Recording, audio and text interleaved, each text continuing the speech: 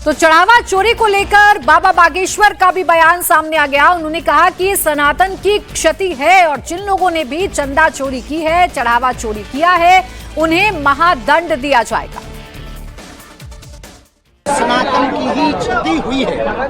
यह कुकृत्य जिन्होंने किया, हमने पूर्ववत कहा कि भगवान राम जी के यहाँ पर रहकर इस प्रकार का कृत्य करने वाले व्यक्ति महादंड पाएंगे।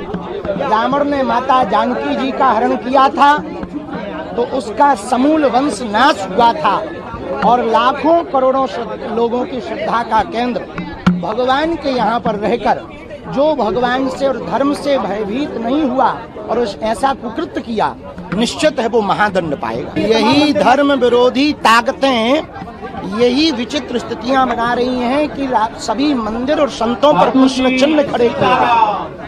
हम एक बात जरूर कहेंगे कि राम मंदिर की इस घटना के बाद सनातनीय वैष्णव परंपरा, संत परंपरा जो भगवान के प्रति पूर्ण समर्पित हैं, ऐसे लोगों को ही भगवान के मंदिर की सेवा का कार्य मिलना चाहिए।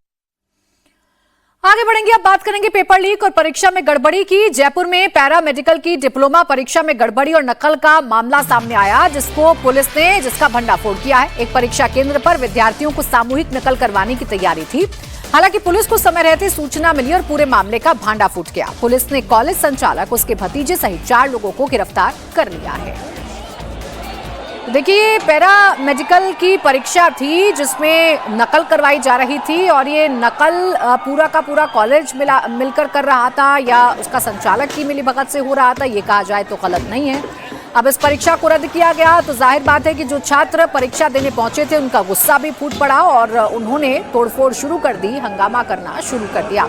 मनीष भट्टाचार्य जयपुर से जुड़ गए, ज्यादा डिटेल हमें देंगे। मनीष, बताइए क्या है ये पूरा मामला? अगर संचालक को भी गिरफ्तार किया जा रहा है, उसके भतीजे को भी गिरफ्तार किया जा रहा है, तो क्या पूरा का पूरा कॉलेज ही संलिप्त था इसमें?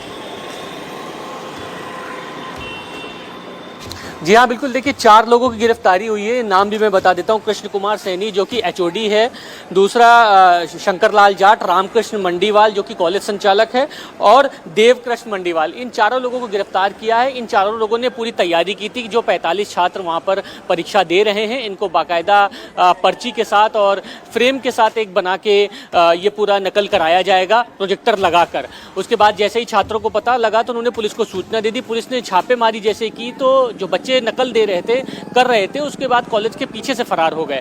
दूसरी बात, ये जो जानकारी जुटाई गई है, पुलिस ने जब इनको पकड़ा उसके बाद पूछताछ की तो पता लगा कि ग्रामीण जो छात्र होते हैं, खासतौर पे जो कई बार जिन्होंने परीक्षा दी है, जो असफल हो जाते हैं, उनको ये टारगेट करते थे। पैसे तय हो जाता था, लगभग 6 लाख रुपए इसके तय हुए थे और इनसे पहले नकद लिया जाता था। नकद लेने के बाद इनसे बाकायदा हस्तांतरित एक चेक लिया जाता था, पैसा कोई नहीं छूटे, इसकी पूरी तैयारी की जाती थी। उसके बाद ये पूरा स्टाफ था वो नकल कराने के लिए तैयार रहता था। ये वीक्षक, पर्यवेक्षक के अलावा वीक्षक तैयार किए जाते थे। पैरा मेडिकल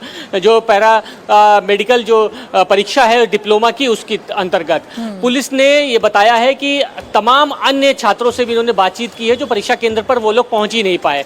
और भी तमाम ऐसे जो गाँव के इलाके हैं, वहां पर इस तरीके के जो सेंटर्स हैं वहां पर जांच की गई है जिनके संपर्क में ये लोग थे या नहीं। हालांकि पूछताछ की जा रही है, लेकिन एक 45 लोगों के साथ साथ यहाँ पर एक पूरी इनकी टीम थी जिसमें 4 लोगों के अलावा वहाँ पर जो कन्वीनर वहाँ पर मौजूद थे, इन्विजिलेटर जो वहाँ पर मौजूद थे, क्लासरूम में जो टीचर्स मौजूद थे, ये सारे लोग थे वहाँ पर। और एक एक बच्चों को चयनित किया गया था कि इन लोगों से पैसा ले लिया गया है, लिहाजा इन सबको एक ही जगह रूम पे रखा जाए और उसके बाद इनको प्रोजेक्टर पे सारा का सारा सॉल्विंग पेपर दिखाया जा रहा था। सही समय पर पुलिस को पता लगा, लेकिन छात्रों में ये बात पता लग गई और उसके बाद कॉलेज में तोड़फोड़ की।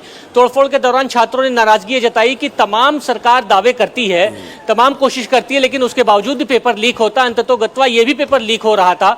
ये तो कहिए कि पुलिस को पता लग गया, लेकिन ये परीक्षा पूरी तरीके से रद्द कर दी गई है। दोबारा ये परीक्षा आयोजित की जाएगी। बिल्कुल। देखिए मनीष, जो शिकायत छात्रों की है वो शिकायत बड़ी वाजिब है। हर एक पेपर कॉम्प्रोमाइज हो रहा है। आए दिन खबर आती है कि पेपर लीक हुआ है और पेपर लीक की वजह से छात्रों का भविष्य अधर में लटक जाता है। इसलिए छात्रों का गुस्सा भी वाजिब है और इस सवाल भी वाजिब है कि कितने अंदर तक सिस्टम में नकल माफिया घुसे हुए हैं जिसका फायदा उठाया जाता है। शुक्रिया। शुक्रिया आपका मनीष तमाम जानकारी के लिए।